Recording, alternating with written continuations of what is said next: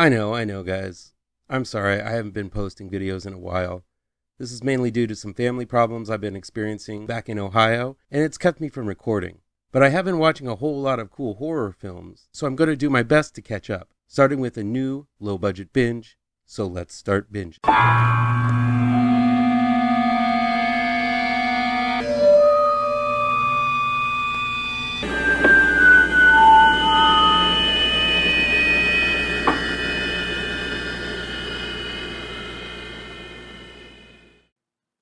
Low Budget Binge is where we venture down the path less traveled and look at low budget, no budget, and sometimes international films that never get that top billing you see with the usual Hollywood fare. I'll indicate in the review down below where you can find these films along with their trailers. Here we go. Shark Girl is streaming on Tubi and Amazon Prime from Tri-Coast Worldwide. It's directed and written by Justin Shilton and Rob Zazzali. When her dickhead photographer boyfriend leaves her in the water on the beach after a photo shoot, Heidi, played by Alexandra Corin Johnston, is bitten by a shark that was poisoned by the nearby nuclear plant. Washing up on shore later that night, Heidi begins sprouting sharp rows of teeth whenever agitated and develops a hunger for blood. She has become Shark Girl. If you think Shark Girl sounds like a low-budget schlocky horror film you might have once seen on Sci-Fi back when they showed those kinds of films, you'd be right. But nevertheless, I had a blast with Shark Girl because it leans into the schlock and ends up with a feel more akin to those old horror flicks from the 50s and 60s where nuclear waste was the cause of every kind of mutated creature, sending them on a rampage against all humanity. The story unfolds more like a vampire story than anything else, as Heidi has a thirst for blood and vengeance against all who cross her. The transformation is subtle and basically only uses fake shark teeth that pop out whenever Heidi gets pissed. Still, the effect works as it leads to this unfortunate byproduct of nuclear waste being portrayed in a sympathetic light. This is mainly because lead Alexandra Corin Johnston is a very solid actress. Yes, she's beautiful and looks nice in a bathing suit, but she conveys a good amount of humanity in her performance, giving her just enough depth to make you feel for her, despite the fact that she's tearing apart her friends and enemies alike. The film has a lot of contrivances, but they are cute horror movie tropes that shows that the filmmakers of this one have done their research and watched a ton of old horror flicks. It's interesting that instead of Heidi and the shark simply becoming irradiated and melting into a pile of goo, the radiation somehow turns them into some kind of super killer. This story is just as much a comic book origin story as it is a horror movie, sort of like Spider-Man, except he's a she, and she was bit by a radioactive shark rather than a spider. Little wonky details like Heidi's friend Sienna, played by Sumaya Amira, not only being drop-dead gorgeous, but also happens to be an investigative reporter and a science whiz to boot. That's pretty ridiculous, but it's still fun. The fact that Sienna loses a close relative, yet seems to forget all about it, and makes out with some dude she just met right after is equally dumb, but again, things happen fast in these schlocky kind of movies. Look, I scoffed a bit when I heard the title too. Shark Girl is not the second coming of Jaws via Spider-Man, but it is a breezy, sometimes corny, but played straight lo-fi creature feature that even leaves room for an interesting sequel, if they end up gathering enough money to do so. It's fun indie horror in digestible yet pleasing chunks. No more, no less. Vulcan Isadora is new on demand from Oscilloscope Laboratories. It's directed and written by Joel Potrykus. Vulcan Isadora means tire repair shop, I looked it up, which makes sense because one of the two characters in this film is on the run because he doesn't want to appear in court for a fire he started at a local tire shop. Marty, played by Joshua Burge, is the arsonist in question, and Derek, played by writer-director Joel Potrykus, goes with him on a hiking trip through a Michigan forest with plans on going through with a strange pact. Vulcan Isadora is labeled in some places as horror, though it barely can be categorized as one. The film is basically a slice-of-life / mumblecore character study with two strange guys who don't seem to fit into the world they live in. These are two guys that would probably make you get up and move if they sat next to you on the bus. They're freaks, they're oddballs, but the longer you stay with them, the more you end up warming up to them, or at least I did. Derek is the more positive of the two, playfully treating this jaunt through the woods as a grand adventure and filling the silence of the woods with his constant ramblings on about this or that. I don't know if this is how writer-director Potrykus is, or if he's just that damn good at playing a manic character, but through his unending blather, he ends up being a compelling character, and I ended up liking this misfit by the end. On the opposite side is Marty, played by Burge, who silently accompanies Derek, occasionally blurting out a grunt or a short reply where one can be fit in.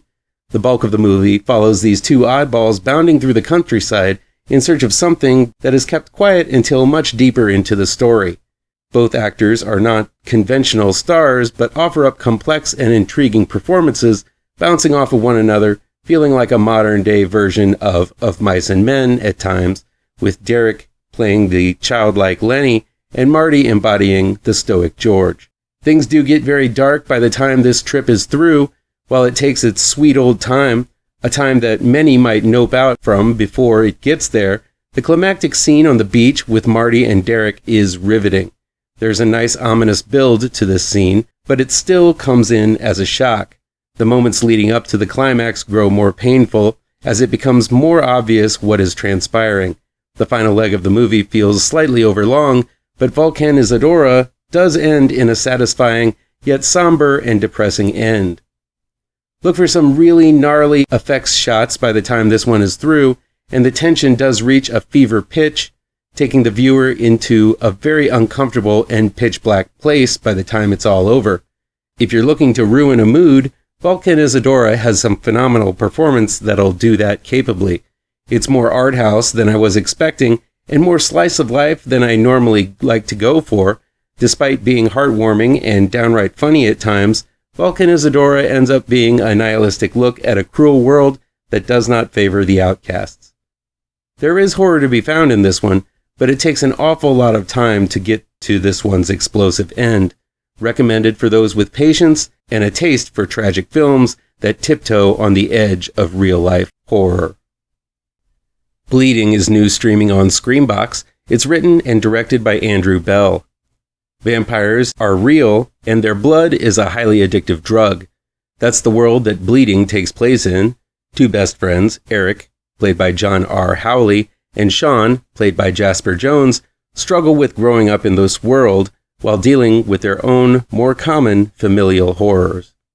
The relationship between vampirism and drugs has been done quite a few times before. I don't know if the makers of this film know this, and I'll bet those who have given such high praise to Bleeding didn't know this either. Films like Blade, The Addiction, Midnight Sun, Only Lovers Left Alive, My Heart Can't Beat Unless You Tell It To, Larry Fessenden's excellent Habit, more recently, Blood, and even Vampire's Kiss dealt with one form of addiction or another and relating it to being a vampire. And while it does deal with that addictive nature of vampirism, Bleeding doesn't really delve into as new a territory as deeply as I believe this film thinks it does. That said, Bleeding is decently acted by the two leads, John R. Howley and Jasper Jones. Their characters are both very flawed and damaged by the way they were raised, making them extremely sympathetic right from their introduction. The fact that they get themselves into this predicament because of one of the pair's addiction to drugs is a very human way of reeling in one's interest for a vampire movie. What plays out, though, is a slice-of-life film with some moments of violence and crime. The way the vampires move and act are stylized, but the film is much more interested in delving into the minutiae of these two best friends' lives and the complexity of their relationship than doing anything fancy with the drugs or the vampirism or the crime.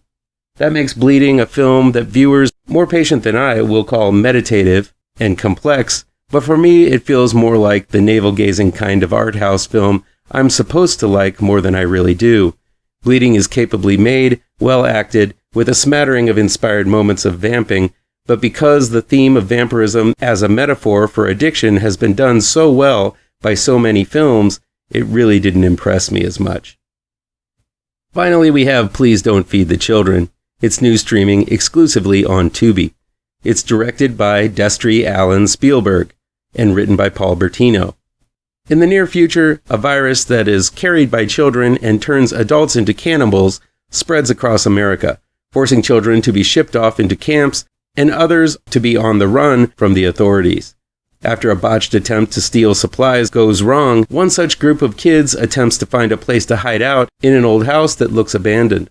But the home is owned by a strange woman, played by Downton Abbey's Michelle Dockery, whose kind exterior hides sinister secrets.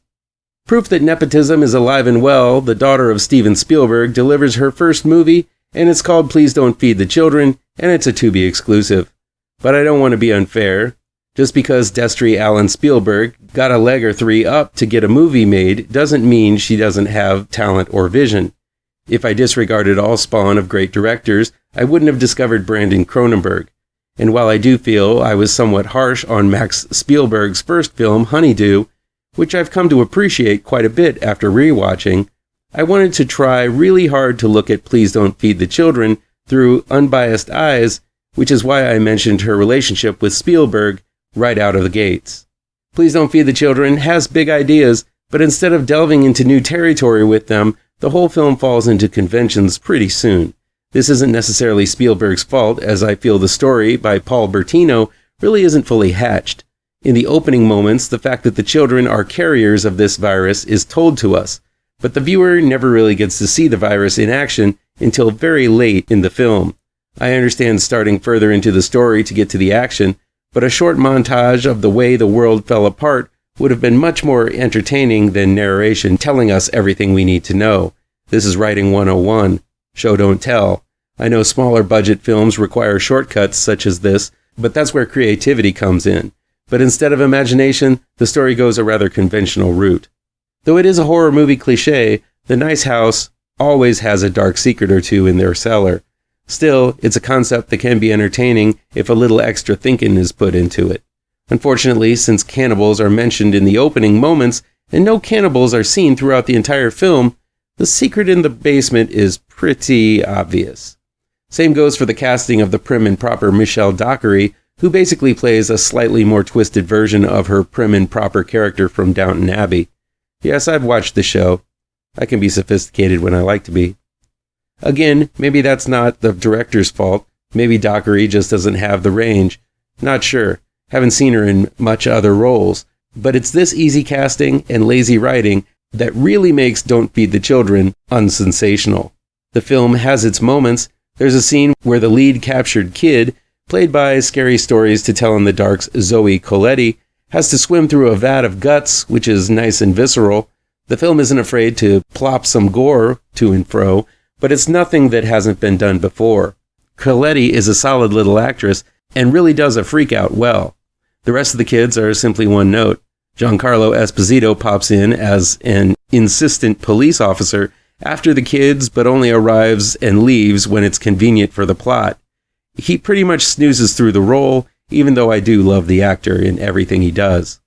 But it's the simple things that end up kneecapping this movie, not establishing what this virus does, why it's here, where it comes from, and even what people are doing about it are unforgivable mistakes.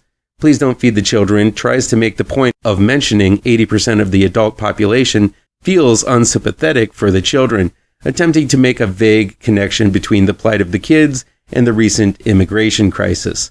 But that correlation really doesn't hold water and feels like an afterthought crammed in at the last minute to make it all feel timely. Once the kids get trapped in the house, the film starts feeling like there's a little investment in the writing and directing department, but the writing doesn't do enough world building to flesh out the reason they got there. So yeah, I could blame the actors or the writer, but it's ultimately the director that's supposed to steer the ship, and in this first outing, Destry Allyn Spielberg hits the proverbial iceberg. This doesn't mean I won't check out her next movie. It's just that if you're going to be given the opportunity to direct a movie after 2 short films and have to deal with the added baggage of being a Spielberg, the first movie out of the gate better be something remarkable or you're going to get criticized. And that's what I'm doing here. I'm sorry, but Spielberg was able to make a car chase interesting for an hour and a half in Duel. Please Don't Feed the Children never dazzles with visuals, nor does it make one think or feel or startle or do anything. It's just uninspired from minute 1 to the last. With the opportunities this first-time feature-length director was given, it should have been much, much better.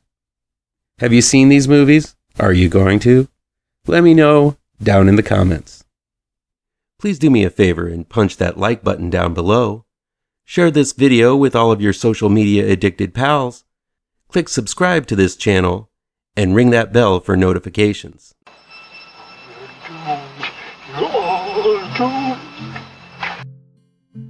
You're doomed to live the life you're meant to be, stuck inside your reality. You're